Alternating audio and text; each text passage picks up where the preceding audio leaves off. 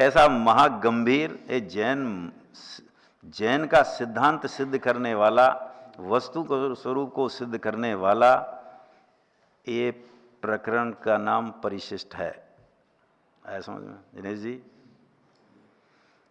अगर ये समझ में नहीं आया तो भगवान की वाणी समझ में नहीं आई। पहले तो वस्तु स्वरूप समझ में नहीं आया, वस्तु स्वरूप समझ में नहीं आया तो उसको प्रतिपादन करने वाली भगवान की वाणी नहीं समझ में आई।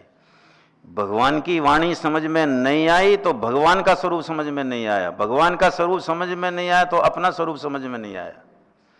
माने कुछ भी समझ में नहीं आया। इसको छोड़ करके तुम कुछ भी, विजय जी, कितनी यात्रा, कितने विधान, पूजा, कुछ भी करो, सबका नंबर 00 है, सिंगल नहीं है।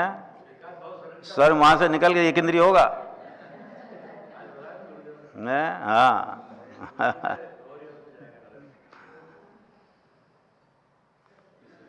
इसका लिखा था कि बोला था गुरुदेव ने कि मनुष्य भाव अनंता काल में एक मिलता है।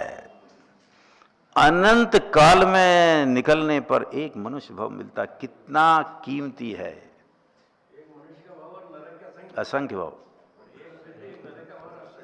देव के भाव देखो इतना कीमती। ऐसे ही थोड़ी वो देव लड़ाई लड़ते हैं हमें के हमको उठाने दो पालकी, तो फिर भी मनुष्य जीत जाते हैं कि नहीं?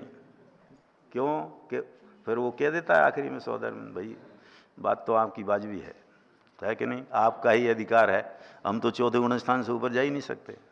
इनके साथ दीक्षा कौन कि चलो हमारे साथ दीक्षा लो तुम? वो कहेगा हम कहाँ से दीक्षा ले, हम तो फंसे हैं भोगों में। आज कहा था ना गुरुदेव ने, अनंत भव में एक भव।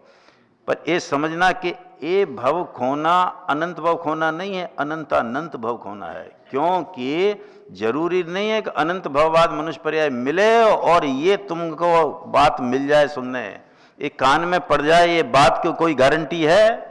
ये पुण्य के उदय से मिल जाए? पुण्य के उदय अगर ऐसा हो गया अंबानी जैसा, तो वो भी तो पुण्य का उदय है, वैसा पुण्य का उदय हो गया तो क्या करोगे तुम बताओ? मर गए ना। वो तो ये कहो कि महाभाग्य से ऐसा पुण्य का उदय नहीं आया। वे जी क्या कहा? महाभाग्य से वो पुण्य ये आया है, ये कान में पड़ने का आया है उदय। हाँ।